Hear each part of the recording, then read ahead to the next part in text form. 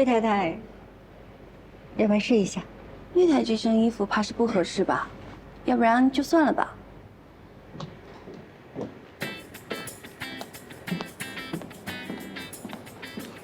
魏总，哎，怎么才来啊？我来给魏总太太送衣服的。哦，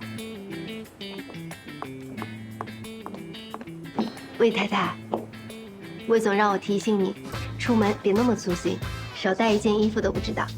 给。啊，知道了，谢谢啊。魏太，现在有衣服了，要不要跟魏姐打一局啊？好啊。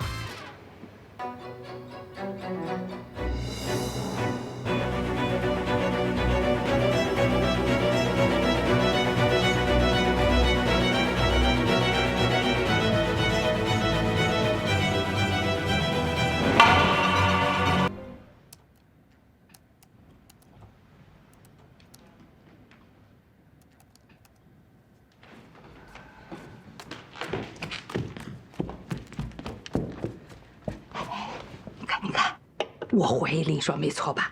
啊，你看，这什么呀？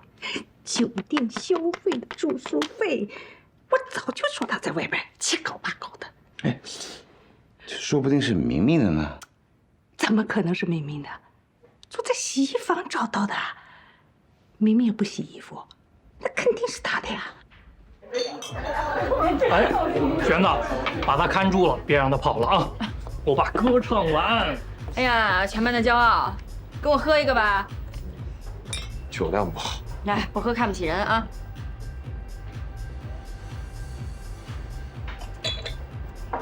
哎，咱们班人还没到齐吧？咱们班就这样，哪回人都没齐过。您说呢？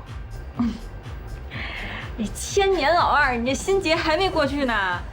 他应该在家看孩子呢吧？我们组织好多次了，每回他都不露面。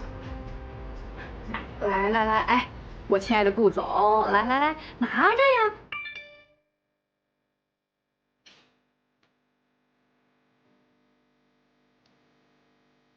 同学聚会，你怎么没来？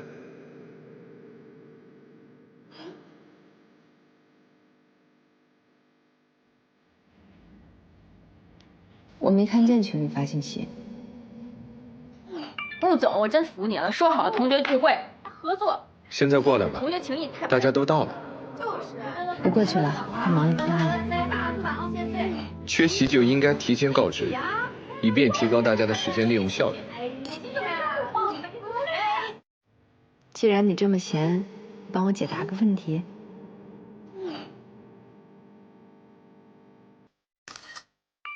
我们先过去跟那个聊一下呀，告诉你让咱们一起。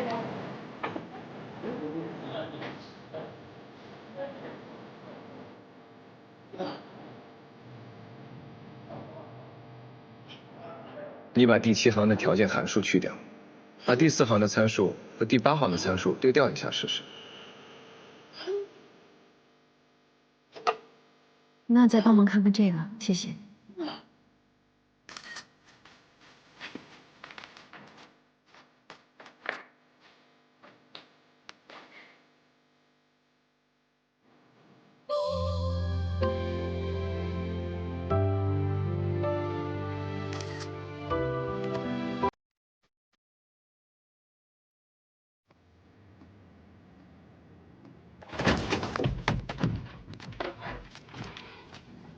干嘛呀？林双，你今天要实话实说。说什么？你一天到晚心思都在外边，是不是在外边搞七搞八？我有没有胡搞？你们问问自己儿子不就知道了？喏，你今天就当着我和你爸爸的面，把事情的来龙去脉都讲讲清楚。怎么了？哎呦，你来的正好，来的正好。你看一看，你看看，让你老婆说一说，这到底是怎么一回事？我们家呢，家风一向是清清白白、本本分分的啊。3000多元啊，3000多元的酒店消费，你消费了什么？哎妈，这小票是我的。这是我上次出差酒店的房费。这好像是本市的。嗯，那就是他们前台肯定搞错了，商务宴请的餐费和房费搞混了。方舟商务宴请什么时候标准这么高？重要的客户可以特殊申请。行了吧，回去吧。哦，我想起来了，这几天你确实是在外地出差的。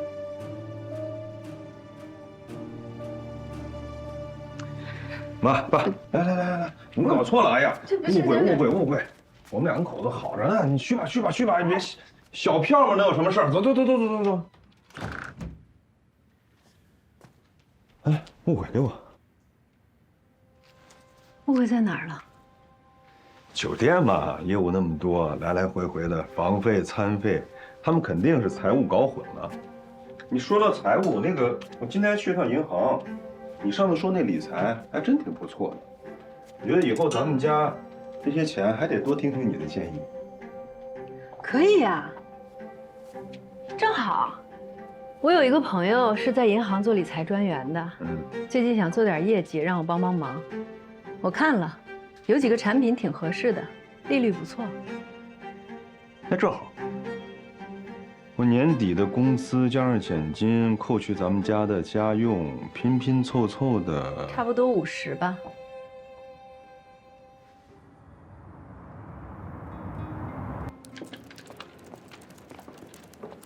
哎，大兴，小吴看见了吗？小吴啊，那边。谢谢啊。啊。哎，行，行，忙着啊。哎，小吴，啊，一会儿帮姐个事情。这个作业是谁的？顾总，是我的。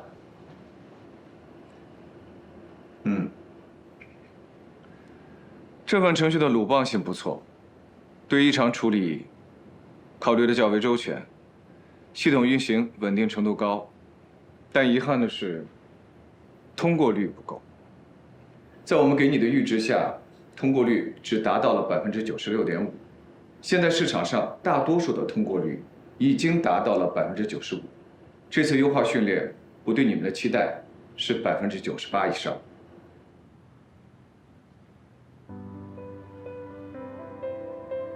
顾总，您说的问题呢，其实我也考虑过，不过在充分的考虑了可行性和技术之间的平衡之后，我选择了现在这个方案。这次训练的工程背景是交通安防领域，在考虑到火车站、机场等地方人流量大，需要运用程序很快的做出反应，以防遗漏。在不大幅提高工程预算的前提下呢，硬件算力有限，因此我认为在保证了一定的识别率后，应优先确保识别速度。用户只是希望用最快的速度抢到存量有限的车票，谁会在意你产品背后的技术逻辑是不是完美？可是不许啊！你这个人呢，就是略微有一点死板，一味的沉迷于技术，完全忽略了用户最基本的需求。那按照你的说法，那完美的技术就没有意义了吗？完美的技术当然有意义了，它可以用来写论文、做研究，也可以给先进的技术提供理论依据。对于科学家而言，技术可以是一篇论文，一项卡过竞赛的冠军，也可以是一个重要数值的突破。但对于商务侧来说，技术最重要的就是实用。如果它无法融入行业，变成切切实实的产品，那么客户与合作伙伴就会拒绝买单。算法必须要考虑落地问题，企业从技术切入没问题，但必须要和应用场景很好的结合起来。空谈技术就像是闭门造车，肯定会失败。不能变现的技术未必不是好技术，但是我相信好的技术一定可以变现。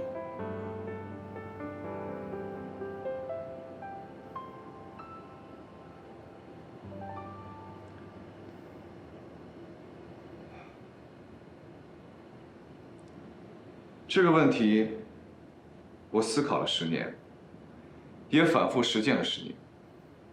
我是技术出身，很长时间以来，确实沉浸在完美的技术里而沾沾自喜。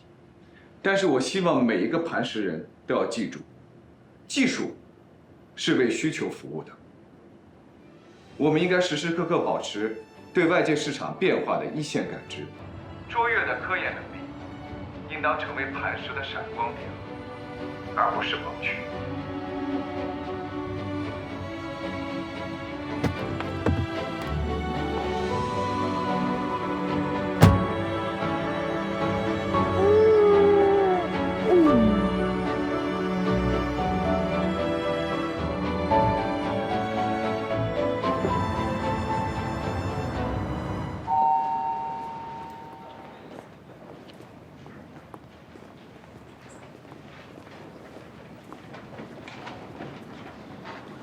你好，我找魏明。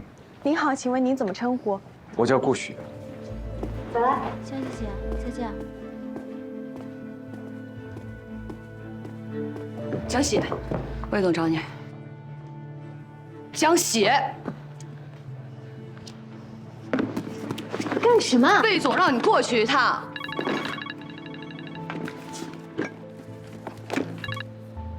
喂，江喜，顾许去方舟，一切听顾许的。好。顾总在哪？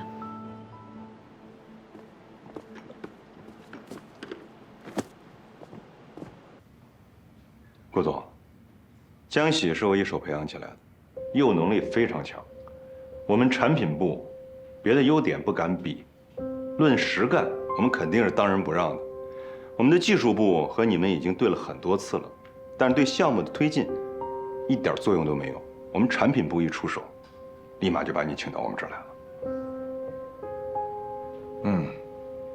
林总，客套寒暄的事情我真不擅长。这样，我这次过来呢，就是想要促成合作的。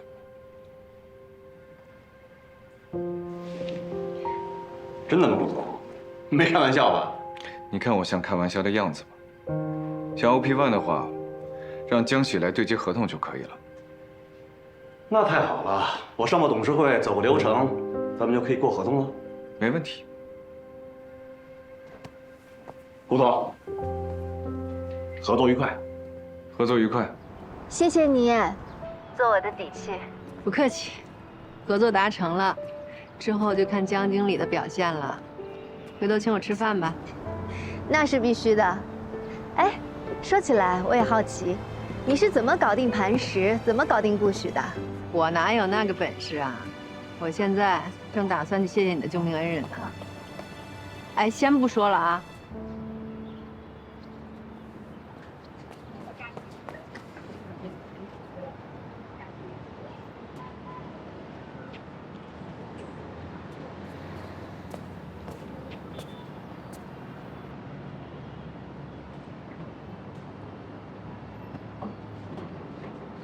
你在这干什么？好巧，顾许。你来看我爸。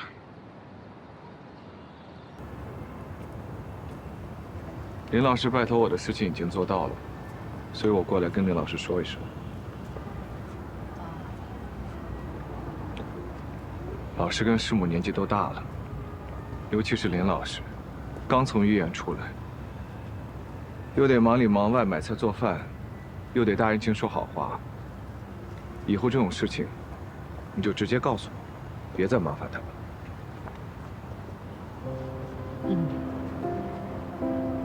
磐石跟方舟的合作，你怎么能想到拉林老师出来说情？真亏你想得出来。磐石和方舟，那是国内首屈一指的2大互联网巨头，他们的合作，怎么可能是我爸一个退休教师促成的？我虽然当了几年的家庭主妇，疏于业务，但是这点常识还是有的。这2家本来就是要合作，就算我爸不出面，合作也是早晚的事。你怎么就能笃定磐石一定会跟方舟合作呢？我大概研究了一下磐石刚推出的 OP1，它目前是亚太本土最好的技术人才，针对的是头部的 B 端企业。那除了方舟，还有出价能力的静瑞，他们刚刚花了大价钱从硅谷请来了算法专家，所以短期内他们不会成为磐石的客户。那 OP1 唯一的买家就只剩下方舟了。之所以还没有谈成合作，无非就是待价而沽这一个理由吧。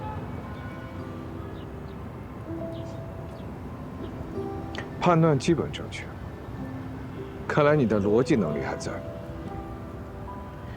不过啊，要是没有你出面，那江喜的工作肯定是保不住了。你跟这江喜到底是什么关系？朋友。你这朋友好大的面子。我替他谢谢你。要谢就谢林老师，我是帮他，不是帮你。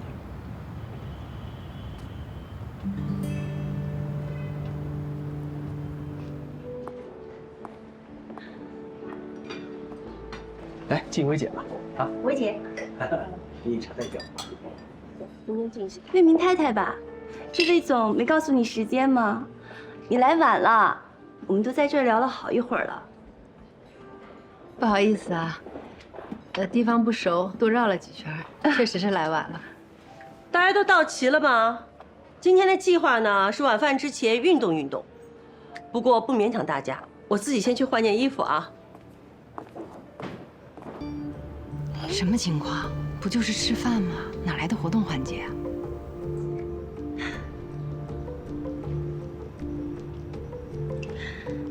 兵来将挡，水来土掩，不怕他们。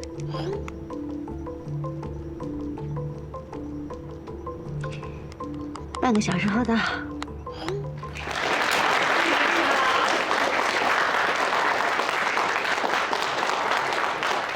这么难的斯洛克，怕是奥沙利文来了也要为难3分的。老公，输给薇姐，咱不丢人啊！下一个谁来？魏太太，要不然试一下？魏太这身衣服怕是不合适吧？要不然就算了吧。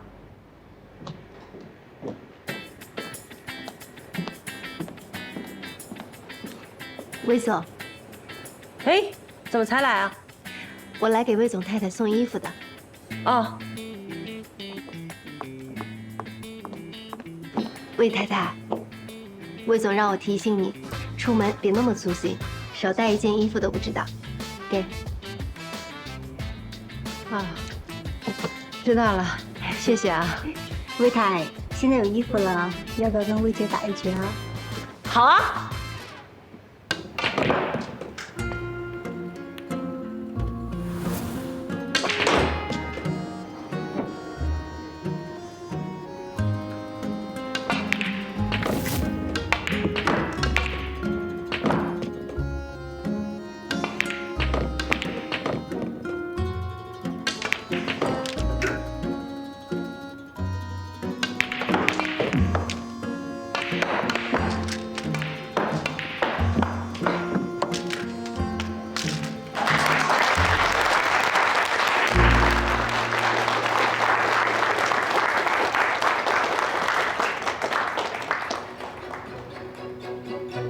这准备单杆轻弹呀，长台进攻哪有这么容易啊？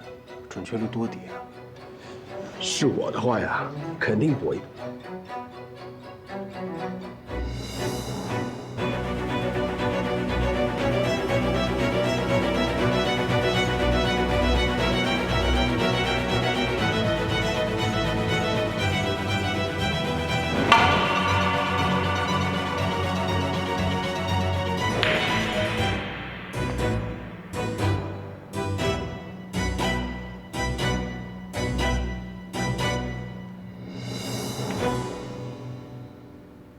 哦，高手啊！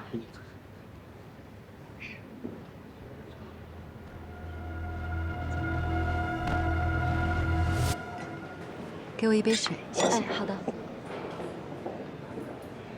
魏太太，菲姐，给你。你刚才真的好棒啊！您叫我林双就好了。你是在哪儿学的斯诺克？我是上学的时候参加过江大的斯诺克社团。你是江大的？是啊，我是你的学妹，比你小几届。这么巧啊！哦，当年在大学那会儿，谁教了你斯诺克呀？其实吧，我没正经学过，就是有一个同学，他没事就指导我几下。不过他的斯诺克是林丽教的。怎么了？不会吧，我也是林丽教的啊！这么说起来，咱俩是师出同门啊，小师妹。要不是啊，你提前帮我排雷，还临时赶来救场，我现在应该已经社死了。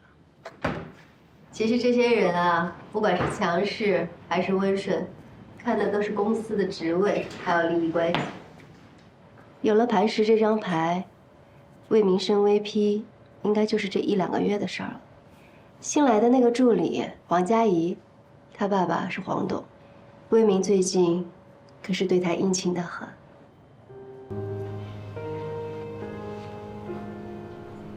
他想让黄董来当这个后盾。魏明的能力嘛，是有一些小天赋，但是论起对付女人，他可是天下第一。我看那个黄佳怡被家人保护得很好，一点鉴别男人的能力都没有。他已经着了魏明的道了。如果只是提携自己的女儿，那这份恩情黄董未必会记挂很久。但如果成为黄董的家人，那就不一样了。你说魏明要娶黄佳怡？以我对魏明的了解，不是不可能。那这也太毁三观了吧！不管怎么样，找工作的事情呢，还是得抓紧。对了，魏明的工资还有奖金都是公开的，再加上我知道的分红和绩效，我估算出了他大致的年收入。另外，他这个人喜欢搞小动作，回扣也没少拿。我知道的全部都在里面。谢谢，这次帮了我大忙了。思义说，在财产分割当中，对方一定会想方设法的降低你分得财产的比例。但是如果我能了解他全部的收入状况，把能分的蛋糕尽量做大，这也算是变相的多分了一些财产。该是你的，咱们1分都不能让。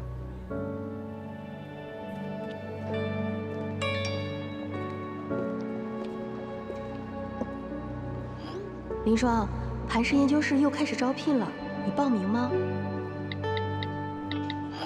当然。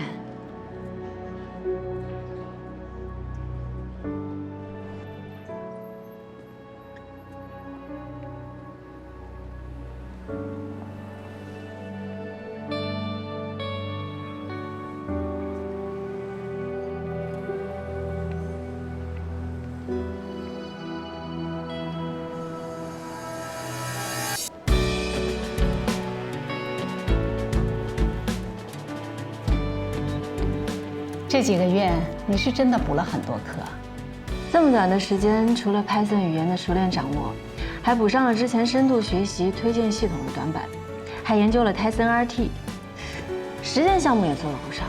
看来你确实下了不少苦功夫。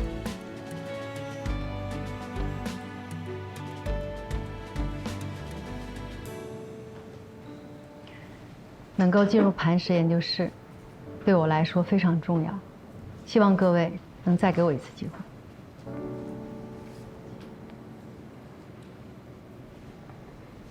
顾总，我没有别的问题了。我的问题还是个老问题，这对于我们磐石来说也是最重要的，就是你到底要如何平衡事业和家庭？顾总说的没错，所谓的平衡其实根本不存在。它无非是取舍和牺牲。但是在认定这个事实之前，我想先明确一点：家庭是一家人，取舍和牺牲绝不是靠女性一个人来完成。所有的家庭成员，甚至包括孩子，都必须承担起这个责任。当所有的家庭成员都承担起了责任，并开始发挥作用的时候，那么这个取舍和牺牲，才能最大程度的减少不必要的消耗，尽量让所有人都满意，也可以看作是达到了某种平衡。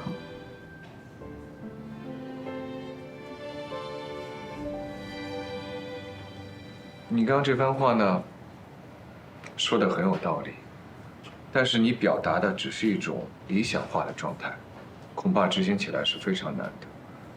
而且，程序员是高强度的工作，即便是大学刚毕业的年轻的员工，也有时候可能会感到力不从心。所以你到底拿什么来证明你能够胜任？我想让大家看一个表格。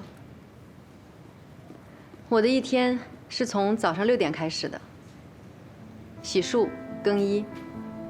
6点20，我准备早餐，叫家人起床。7点15送孩子去幼儿园。8点菜场买菜。8点40回到家里，收拾餐桌，整理衣服，还要处理一些缴费和外出事宜。一边我还要用手机听课。12点钟，我会利用午餐的时间下单一些生活必需品。12点半午餐结束，我为晚餐做准备。3点我会去幼儿园接孩子，直接送到特长班，督促他语数外以及画画还有围棋等技能的学习。5点钟回到家做饭，6点钟吃晚餐。7点半我给孩子洗漱，哄他睡觉。9点钟我再重新收拾一遍房间，为第2天早餐做准备。10点，我可以继续学习2个小时。12点，我自己洗漱睡觉。这只是我过去几年里最普普通通的一天。如果遇上老人、孩子生病，家里突然来亲戚，那这张表格还会复杂很多。另外，除了时间管理，几年的主妇生活也让我对于财务统计、家里人的心理疏导以及各方面的协调能力都有了很大的进步。我想，我的工作强度和复杂度，对比一个初级程序员的工作需求，应该是绰绰有余。你在之前的面试和笔试中，分数排名是最高的，所以看得出啊，你的 Spark 以及机器学习方面的工程能力是非常的扎实的。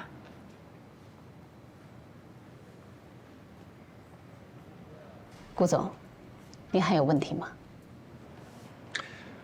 如果这次的面试你还是没有通过呢？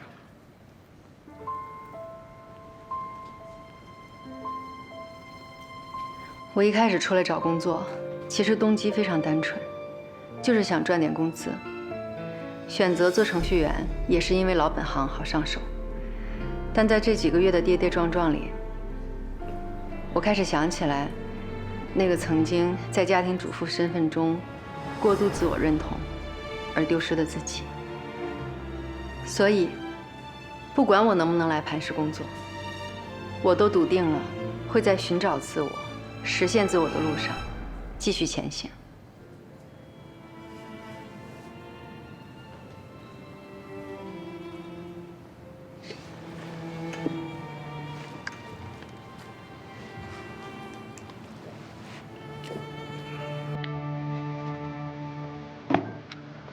恭喜你加入磐石研究室。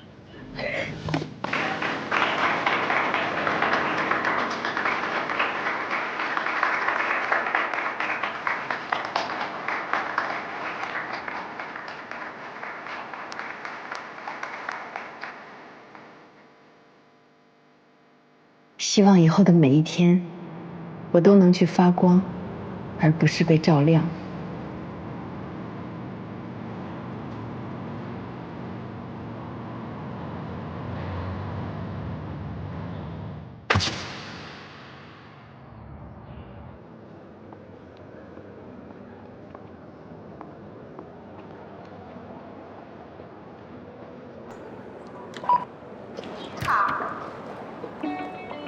林双，欢迎你在磐石正式开启你的程序员生涯。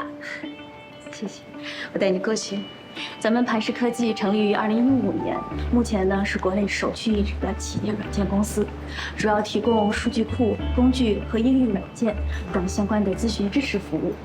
你这次入职的小组呢是隶属于开发中心，也就是我们研发中心。像我们研发中心现在目前有180多名开发人员。你也知道，咱们公司可是向来是以技术为核心的，所以啊，这研发中心都是 CEO 的直属。这边就是工作区域了，你看一下。哦，对了，你这边还要下载一个工作软件，就是这个引擎。引擎呢是咱们磐石内部的协同合作系统，像日常的工作沟通以及请假调休之类的，一切跟工作有关的事情，基本上都是可以在引擎上解决的。哎，你可以选几个位置啊？哦，就是这边绿色的都可以选。那我就选这个吧。挺好的，可以。那我带你过去。就是这里。好，我那边还有事情忙，到时候有什么事儿找我啊。加油！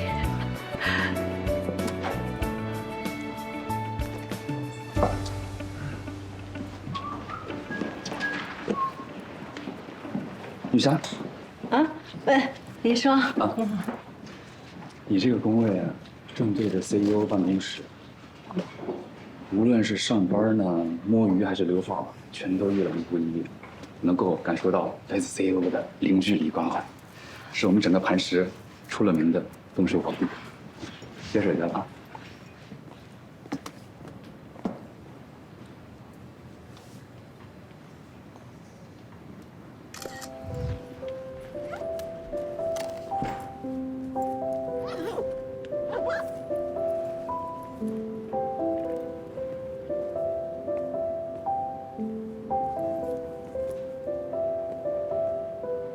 你赶紧回去休息吧。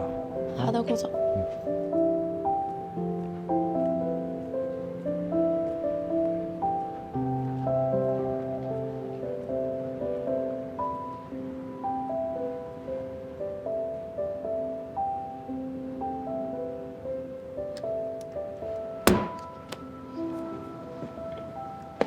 哎呀，还没写完呢。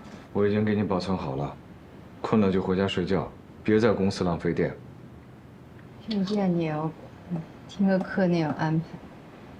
你这个 CEO 是不是有点太操心？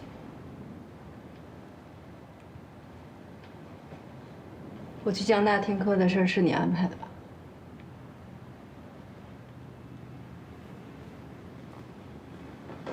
你不是最看不上我吗？干嘛要帮我？我帮你是2个原因：一，你是林老师的女儿，林老师对我的恩情无以为报，所以我只能从你这儿借花献佛；二，倒是我个人原因。其实我之所以成为今天的顾许，在某种程度上，是得益于你。因为我。你是我在大学生涯里一直想要超越，却偏偏怎么也超不过的那个对手。整整7年，我都活在你的阴影里边。你知道吗？我为了超越你，到美国留学，每天都泡在图书馆和实验室里。创业之后，更是把办公室当成了家。我用了2年的时间，就把创业公司做成了业内独角兽。就连我接受磐石的 offer 回到国内，有一大半的原因，是想要重新跟你一较高下。现在你呢？我设想过无数种我们重逢的可能性，唯独没有想到过眼前这种。武侠小说你看过吧？什么意思？我拼尽了全力练成盖世武功，就是想要和你重新一较高下。现在孤独求败的心情，我倒是体会到了。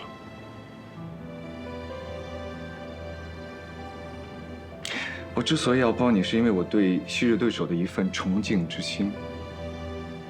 当然，我也奢望着，也许有一天，你能重新拥有与我一决高下的事。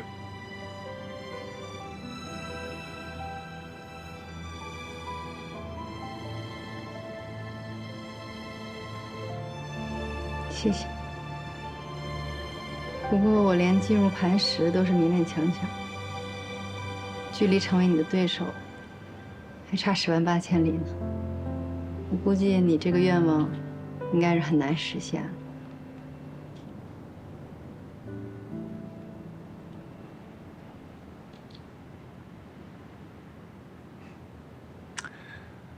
没关系，有得必有失嘛，也好。看着昔日的劲敌，现在兢兢业业的，每天为我搬砖打工，也是一种特别的享受。可惜这种感觉，这辈子你是体会不到。撑不住了就赶紧回去休息，但是绩效完不成，工资还是要照扣的。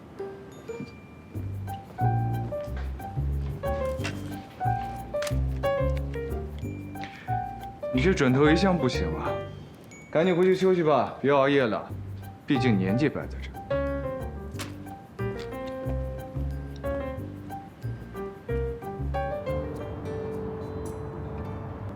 给。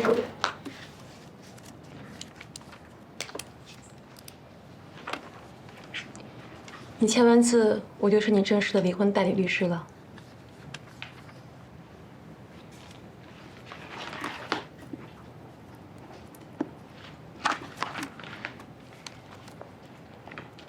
今天开始，我们就共同进退了。来吧，看看你的情况。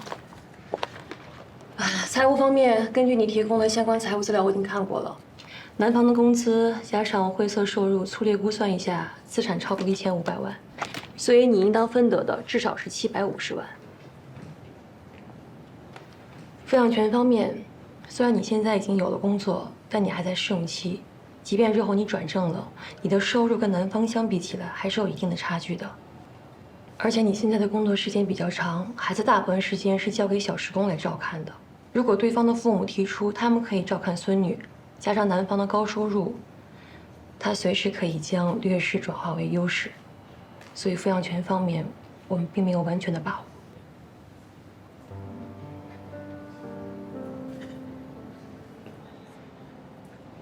苏律师，有一段时间我非常害怕离婚，我也不知道为什么。现在想想，我应该是非常害怕失去小苹果。小苹果是我女儿，特别可爱。这几个月，我一直非常努力，无非就是为了想把孩子留在身边。所以，请你一定要帮帮我，拜托了。这个你放心，我会尽力的。之前你给我提供了一些证据，可是你知道，在法律上，证据的认定是非常复杂的，有时候我们认为的铁证也会出现这样或者那样的瑕疵。所以现在我建议你，你应该抓紧时间去搜集更多的相关证据。如果能够证明男方是婚姻中的过错方，就可以在财产分割上占有主动权。抚养权上也会逐渐增加考虑的因素，让法官优先选择你。总之，协议离婚比的就是双方手中谁有更多可以让对方让步的筹码。如果到了诉讼离婚这一步，看的就是你手上有多少证据了。好，我知道。谁啊？我。你坐我车干嘛？你不是开顺风车吗？我刚好下班，顺便给你增加一点营业收入。怎么着，不欢迎你的乘客啊？你别折磨我了，行不行啊？你怎么知道我跟你顺路呢？你再说你干嘛不让你秘书跟你约一辆车呀？司机和秘书我早就让他们下班了，我前面打车要排100多号呢，而且我没有做好要在公司通宵的准备。我11点之后啊，加价3倍，然后路上还要接人，能接受吧？哦，还要拼车呀？那我只能付你1.5倍的车费。赶紧走吧，师傅，别耽误时间了，行吗？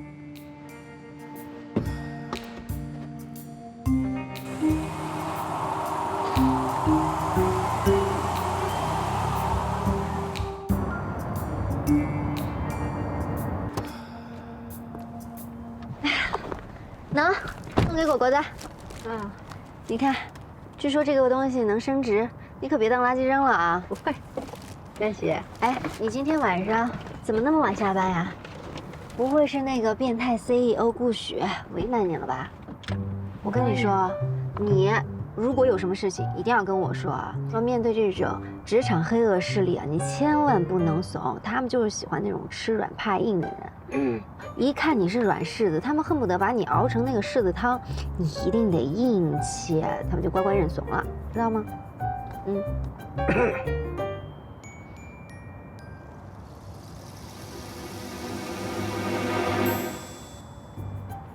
介绍一下顾许、江喜。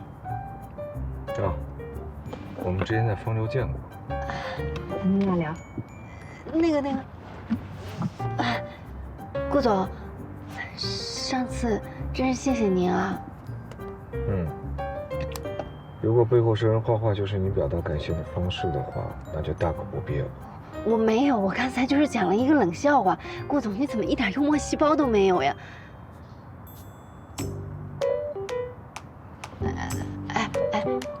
你们是不是在聊工作呀？是啊。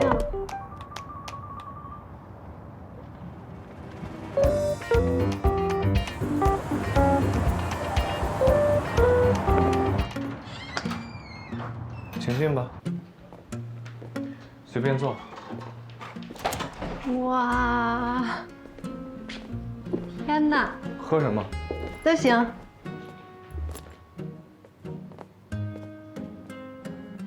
可以呀，业余生活很丰富多彩嘛。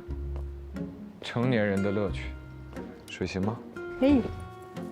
啊，成年人的乐趣，也包括这个啊。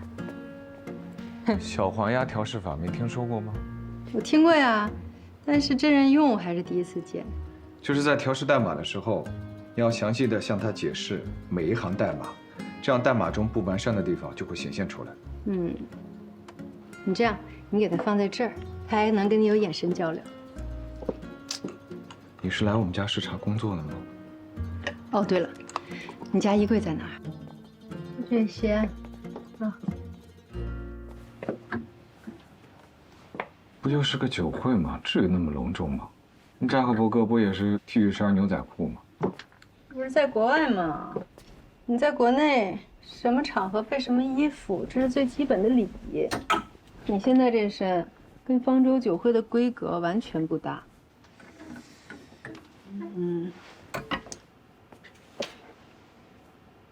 这总可以了吧？就是感觉好像还少点什么。顾总，好，稍等一下。美丽，等到你。应该是顾总来了。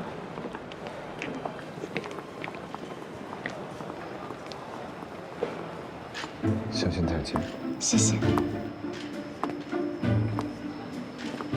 这些人吗？不知道啊，他为什么来？什么情况？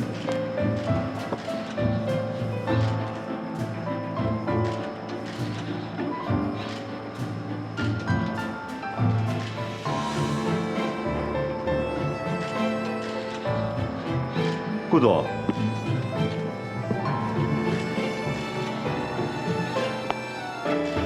怎么才来啊？明波，跟主持人说一下，顾总来了，准备开始。好，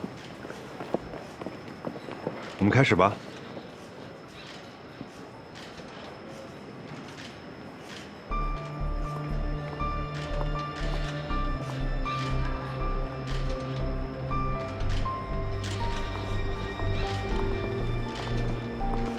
顾总、魏总，为了庆祝方舟和磐石的合作，请两位一起合个影吧。好啊。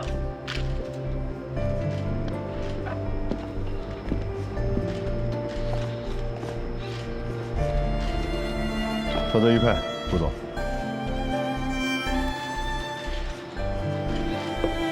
哎，江喜一起来吧。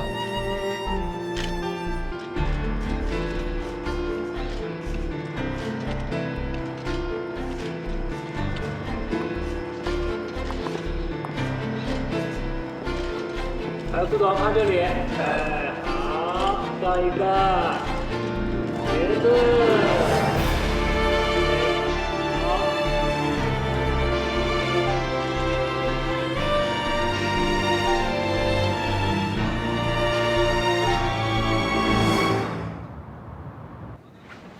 芬姐，今天的新闻我看了啊，你穿着这件礼服简直跟电影明星一模一样。芬姐的这件2手高定礼服没给你丢脸吧？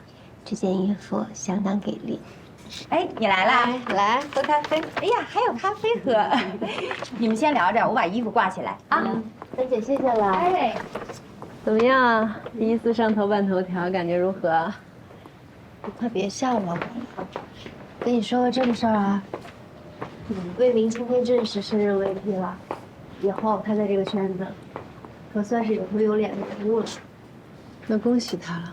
你别不当回事儿，他越往上爬，手里的资源就越多。你到时候想顺顺当当的跟他离婚，就没那么容易了。跟他做了这么多年，我连他有多少钱也是刚刚才知道。你呀，肯定是姿态清高，你觉得提钱特别俗气。要不是因为要分家，我估计你连他这辈子有多少钱你都不知道的。他现在是 VP， 加上提成、奖金，还有那些客户给他的回扣，他的年收入是相当的可观。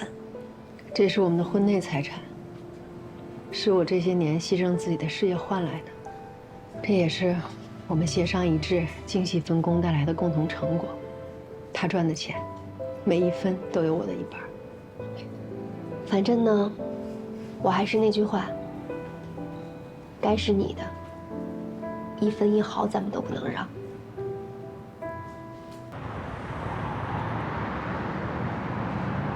这2天我收到了 N 条信息，都是问我什么时候多了个漂亮女朋友的。看你出的馊主意，害得我平白无故遭人非议。哎呀，没事儿，你恋爱绝缘体，不怕的。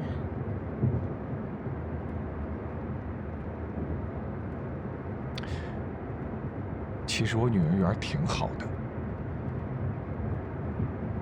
的，事业有成嘛，女人缘当然好了。只可惜啊，这些女孩很快就看清了你的真面目。我什么真面目？你不记得啦？上大学那会儿，有一次我喝醉了，你送我回酒店，结果在酒店的那个浴缸里守了我1夜。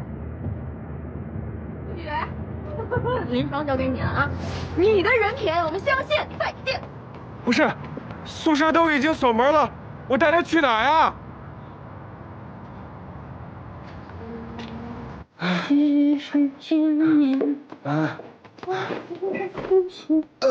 喝一点吧。不喝了。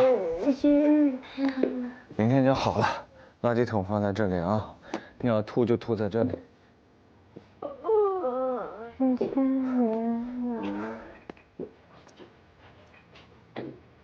哎，你要干什么？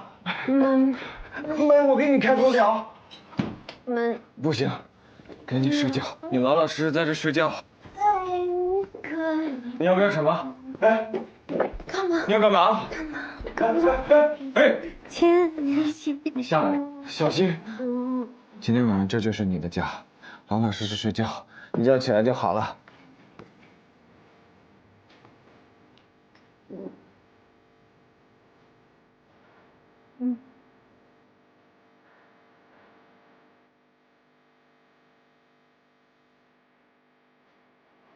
轩哥，你给减肥了，我的主持人。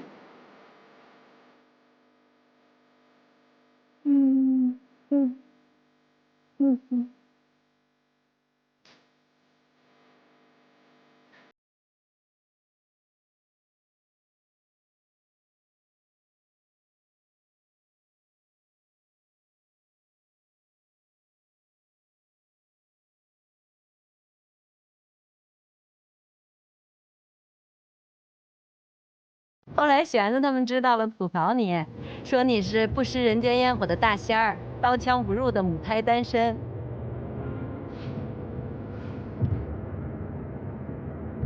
天哲，生气了？至于吧？这大一同学不都这么说你吗？说你对女孩没什么兴趣，就爱学习。停车！好，停。什么毛病？更年期提前了。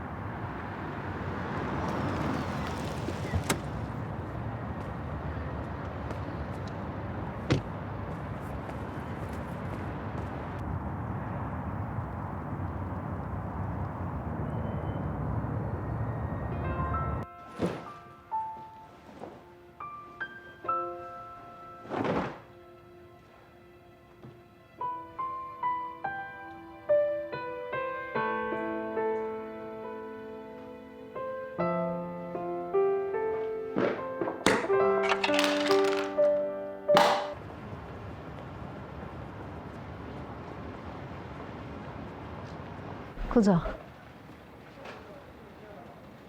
昨天按了那几下还好吧？那两个药挺管用的，没事抹点吧。没事儿，不就被推了几下吗？不至于。之前你为了帮江喜下了那么大的血本，现在倒好，一是搭上了我的情侣，二是你还平白无故的遭人误会。即便这样，你也毫不计较，我倒是越发好奇你跟江喜之间的关系了。顾总，你上班时间把我叫进来，不会就是为了看我笑话，外加八卦吧？当然不是。你这2个月表现非常出色，公司对你提出表扬，决定提前给你转正，还要给你1次历练的机会。月拉，你带林双去见一下思思，了解一下爱宝的项目，参与进去。好的，顾总，这边请。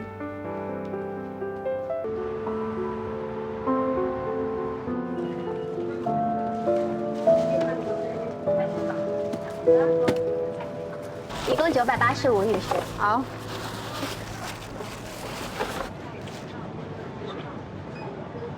不好意思，您的卡好像用不了。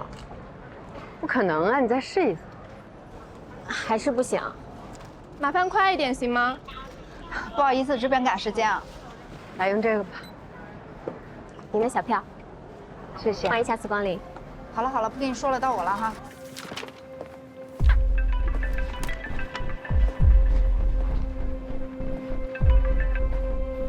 说，我卡怎么锁了？信用卡额度刷爆了，我就把卡锁了。刷爆了？这张卡的额度有10万块钱，怎么可能刷爆呢？而且你把卡锁了，咱们一家老小的生活开支怎么办？我这也不是没有办法了吗？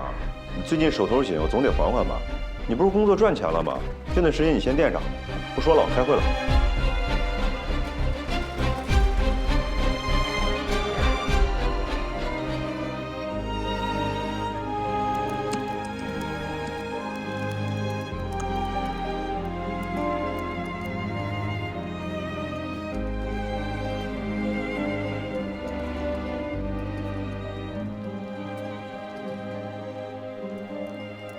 我还以为你是为了要证明自己，大周末的加班加点工作，发愤图强，原来是为了干私活呀！老板，我发誓，我上班时间我绝对没有偷懒，而且平时我不在公司干私活的。你听见对方要的急，我下不为例。像这样的初级项目，刚毕业的大学生应该也能做吧？哎，不对啊，你以前不是最讨厌这种枯燥乏味又缺乏挑战的工作吗？但是这个人是会变的呀，我现在格局打开了，我也很奇怪，我突然对这种初级代码很感兴趣。等一下，一个小程序通常预算5万块钱，层层分包号到程序员手上也就是1万块钱。愿意花费精力从事这种毫无挑战又收益低下的工作，只有一种可能性。林生，你缺钱了。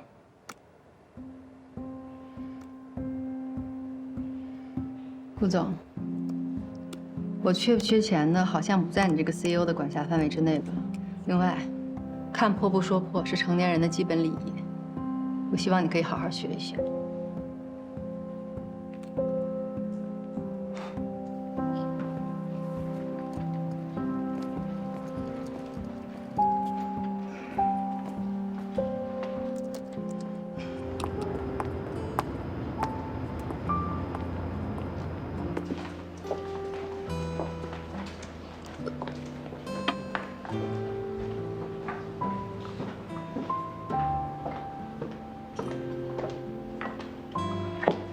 顾总，请坐。谢谢。一杯玛格丽塔，谢谢。好的。顾总今天找我来，不会为了是谈工作吧？我是想向你打听关于凌霜的事情。凌霜？自从这次我回国重新见到凌霜之后，总觉得她跟之前哪里不一样了，好像心里边藏了很多的烦恼和秘密。但是我知道，如果我问她的话，她一定不会告诉我的。所以你就来找我。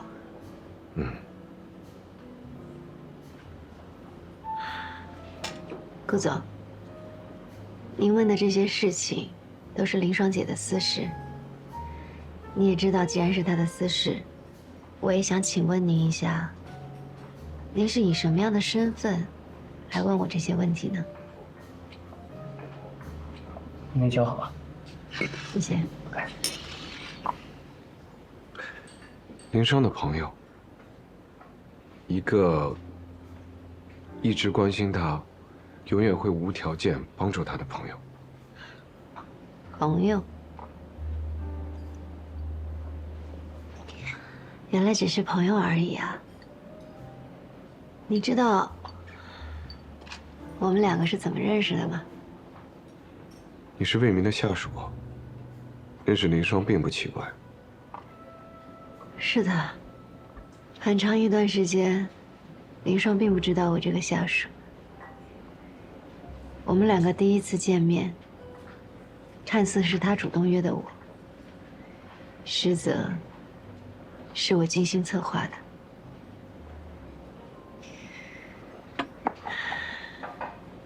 我和魏明在一起过。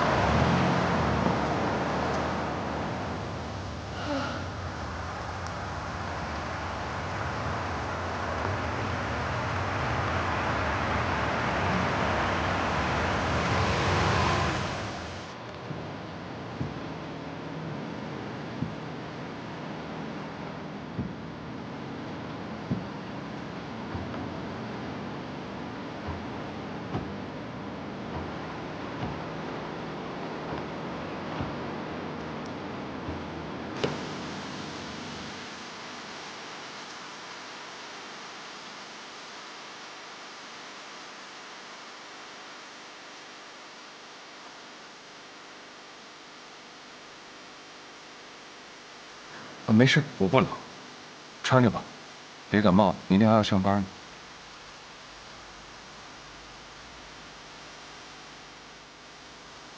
要不我开车送你们回去吧？啊，不用，我车应该快到了。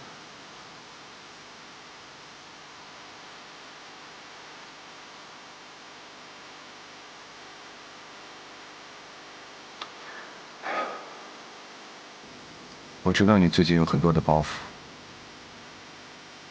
我也知道你不想让师父和师母担心，还想要成为小苹果的依靠。但是在那之前，你可不可以先照顾好你自己？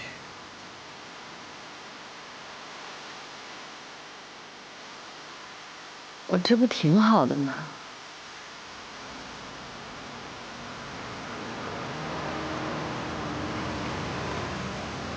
是你们叫的车吗？啊，是，师傅稍等一下啊。来还你。伞你拿着吧。凌霜，回去早点休息，别让关心你的人担心。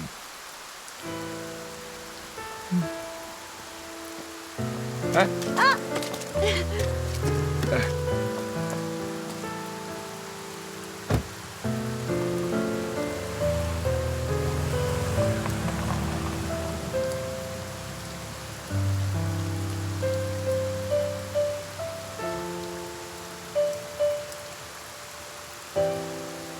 只要林双需要我，我会永远以朋友的身份陪伴在他的身边。